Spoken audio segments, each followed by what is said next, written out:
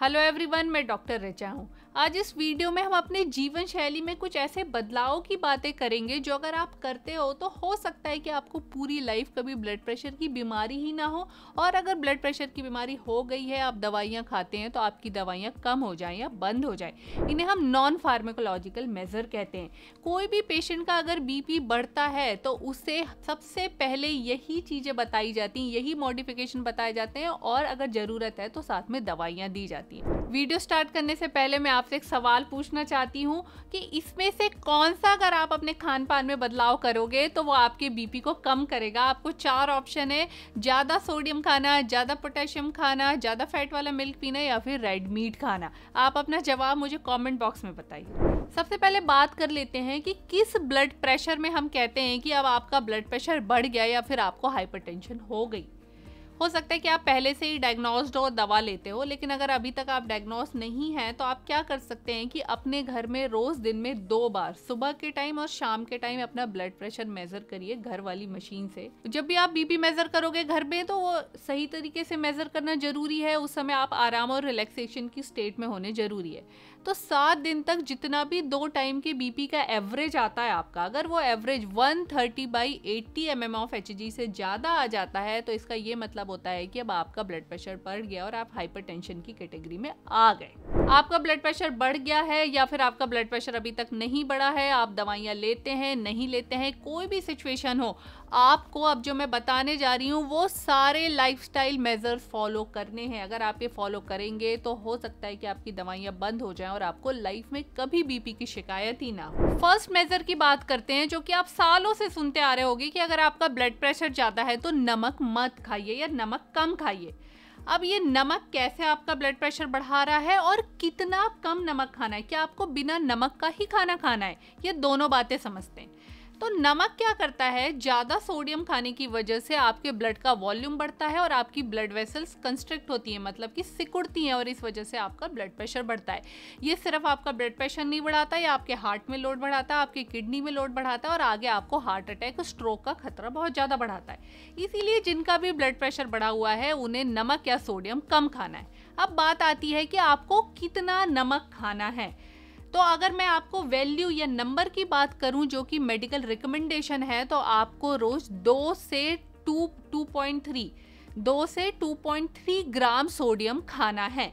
अब 2 to 2.3 gram sodium का क्या मतलब है, आइए समझते हैं। मैं आपको एक सॉल्ट का पैकेट दिखा रही हूँ, आप इसमें देखिए तो इस पैकेट के 100 ग्राम में 36,800 मिलीग्राम सोडियम है, और मैंने अभी बताया आपको कि आपको लगभग 2 ग्राम सोडियम रोज खाना है। तो अगर आप इसमें से 2 ग्राम सोडियम का वैल्यू निकालोगे तो आप रोज 5 ग्राम सॉल्ट खा सकते हो। 5 ग्राम सॉल्ट मतलब कि 1 चम्मच नमक। तो अगर आप पूरे दिन का खाना खाते हो तो मुझे नहीं लगता कि आप 1 चम्मच नमक से ज़्यादा नमक खाते होगे, आप इससे कम ही नमक खाते होगे। तो एक्चुअल में जब हम लो सोडियम डाइट की बात करते हैं तो इसका ये मतलब नहीं है कि आपको अपने खाने में नमक पूरी तरीके से कम कर देना है। आप अपने खाने में नमक थोड़ा कम कर सकते हो, आपको उससे हेल्प मिलेगी, क्योंकि हमारे खाने के पदार्थ में पहले से ही थोड़ा सोडियम होता है। लेकिन सबसे ज़्यादा प्रॉब्लम कहाँ आ रही है? सबसे ज़्यादा प्रॉब्लम आ रही है प्रोसेस्ड, पैकेट और डिब्बा बंद खाना खाने से। देखो, अब मैं आपको दिखाती हूँ, अगर आप स्क्रीन पे देखेंगे तो एक सिंपल फेमस नूडल, अगर आप वो नूडल का 100 ग्राम खाते हो तो लगभग आपको 1000 मिलीग्राम सोडियम मिल रहा है, जो कि बहुत ज़्यादा हाई है। आप एक पैकेट खा लो और आप अपना डेली का खाना खा लो, आपका ब्लड प्रेशर बढ़ जाएगा। अब दूसरी तरफ देखो, आलू भुजिया, और सिर्फ ये हमारे नमकीन खानों में सोडियम हाई नहीं होता, बिना नमक के खानों में, यहाँ तक कि मीठे खाने, पैकेट बंद खानों में भी सोडियम का लेवल हाई होता है। बेकिंग सोडे की वजह से, बहुत सारे प्रिजर्वेटिव्स की वजह से इनमें सोडियम हाई हो जाता है। तो आप नॉर्मल ब्रेड देखोगे तो उसमें भी 500 मिलीग्राम सोडियम होता है उसके 100 ग्राम में। तो सोडियम कम खाने का मतलब है कि एक तो आपको अपने डाइट में थोड़ा सा नमक कम ऐड करना है, और दूसरी बात, कोई भी प्रोसेस, पैकेज, डिब्बा बंद या स्टोर्ड फूड ये सब नहीं खाइए। और अगर आप खाते हो तो प्लीज़ एक बार सोडियम का पीछे लेबल देख के खाइए कि उसमें कितना सोडियम है। सिंपली अगर आप सिर्फ अपने खाने में सोडियम खाना कम कर देंगे तो स्टडीज़ रिकमेंड करती हैं कि आपका systolic blood pressure up to 8 mm of Hg कम हो जाएगा, मतलब आपका बीपी 8 से कम हो जाएगा सिर्फ सोडियम ना खाने से। दूसरे मेजर की मैं बात करती हूँ, वो है पोटेशियम ज़्यादा खाना। जितना हम पोटेशियम रिच डाइट लेते हैं उतना हमारी बॉडी से सोडियम आउट होता है और हमारा ब्लड प्रेशर कंट्रोल होता है। लेकिन मैं एक बात स्ट्रिक्टली आपको बताना चाहती हूँ कि पोटेशियम रिच डाइट से मेरा मतलब ये नहीं है कि आप मार्केट से खरीद के कोई भी पोटेशियम का सप्लीमेंटेशन टैबलेट खाएं, बिल्कुल भी नहीं खाएं, क्योंकि हाई पोटेशियम अगर आप किसी टैबलेट या सप्लीमेंट के फॉर्म में लेते हैं तो वो खतरनाक हो सकता है, स्पेशली उन लोगों में जिनकी किडनी डैमेज है। डैमेज किडनी या फिर पुअर किडनी फंक्शन वाले लोगों में ये जानलेवा भी होता है। तो फिर यहाँ पे मेरा ज़्यादा पोटेशियम खाने से क्या मतलब है? यहाँ पे मेरा ज़्यादा पोटेशियम खाने से मतलब है कि आप पोटेशियम रिच डाइट लें, किसके फॉर्म में? फ्रेश फ्रूट्स के फॉर्म में और फ्रेश वेजिटेबल्स के फॉर्म में। तो अगर मैं फलों की बात करूँ तो ऑलमोस्ट हर फल पोटेशियम रिच होता है, चाहे वो बनाना हो, मैंगो हो, पपाया हो, वाटरमेलन हो, खरबूज हो, तरबूज हो, कोई भी फ्रूट हो उसमें पोटेशियम का लेवल अच्छा होता है। इसी तरीके से सब्जियों का भी है, आप पालक खाओ, भिंडी खाओ, आलू खाओ, हर सब्जी पोटेशियम रिच होती है।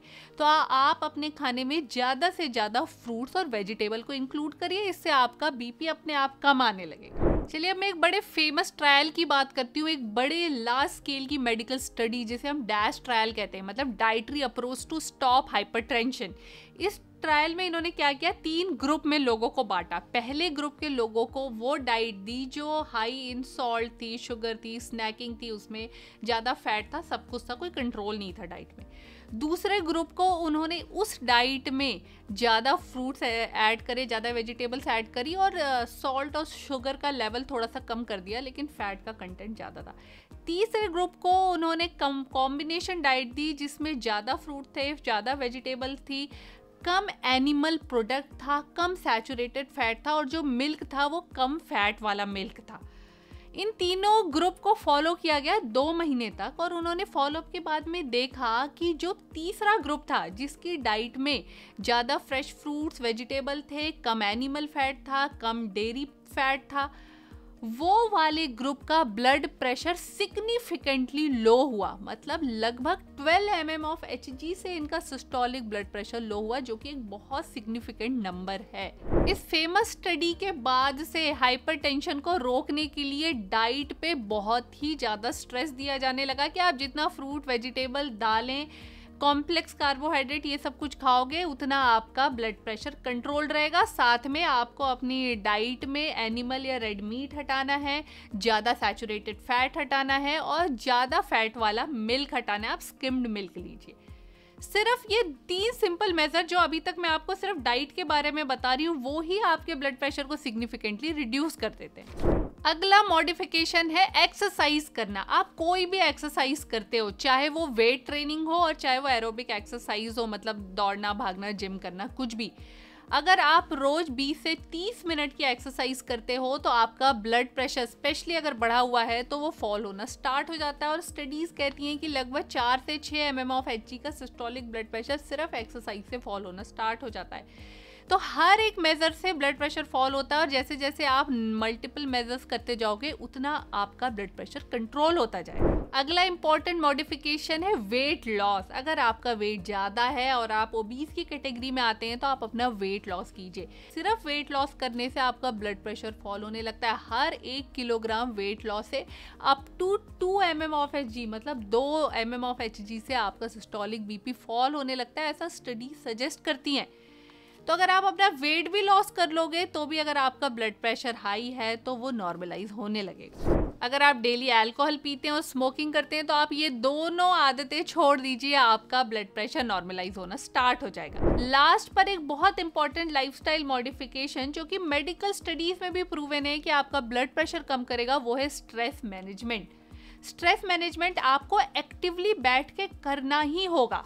कैसे आप स्ट्रेस मैनेजमेंट कर सकते हैं? आप टाइम निकालिए डीप ब्रीदिंग के लिए, मेडिटेशन के लिए, माइंडफुलनेस के लिए, रिलैक्सिंग एक्टिविटीज़ करने के लिए। अच्छी स्लीप लीजिए। सोने के पहले अपनी लाइट्स पहले से ऑफ कर दीजिए, स्क्रीन मत देखिए। सिर्फ सोने और स्ट्रेस मैनेजमेंट करने से आपका ब्लड प्रेशर फॉल होना स्टार्ट हो जाता है। तो तो अगर आप हर एक सिंगल मॉडिफिकेशन भी देखो लाइफस्टाइल का, तो वो अपने आप में बीपी फॉल कराते हैं। लेकिन अगर आप ये सारी चीज़ें अपने लाइफस्टाइल में इंक्लूड कर लेंगे, तो अगर आप हाइपरटेंसिव भी हैं और आप दवाएं भी खाते हैं, तो बहुत हाई चांसेस हैं कि धीरे धीरे आपकी दवाइयाँ बंद हो जाएंगी या ख़त्म हो जाएंगी। एक बात मैं फिर से बताना चाहूँगी कि आपको ऐसा नहीं करना है कि आपका ब्लड प्रेशर परसिस्टेंटली हाई आ रहा है, आप दवाई नहीं ले रहे हो और सिर्फ नॉन फार्माकोलॉजिकल या लाइफस्टाइल मेजर कर रहे हो, ऐसा नहीं करना है। अगर आपका ब्लड प्रेशर लगातार बढ़ रहा है, तो आपको दवाइयाँ लेनी है और दवाइयों के साथ में ये सारे मॉडिफिकेशन करने हैं। अगर आप दवाई नहीं लोगे तो बहुत हाई रिस्क है कि आपको ज़्यादा बढ़े हुए ब्लड प्रेशर का कोई कॉम्प्लिकेशन हो जाए, जैसे कि ब्रेन में ब्लीडिंग हो जाना, हार्ट अटैक हो जाना। तो इन सारी चीज़ों से बचने के लिए दवाइयाँ लेनी है और साथ में सारे मेजर करते हुए धीरे धीरे दवाइयाँ कम या बंद करी जा सकती हैं। अगर आपको ये इन्फॉर्मेशन अच्छी लगती है, यूज़फुल लगती है, तो प्लीज़ ये इन्फॉर्मेशन ज़्यादा से ज़्यादा लोगों में शेयर कीजिए। हमारा चैनल ज़रूर सब्सक्राइब करिए ताकि आगे आने वाली इन्फॉर्मेशन आपको मिल सके।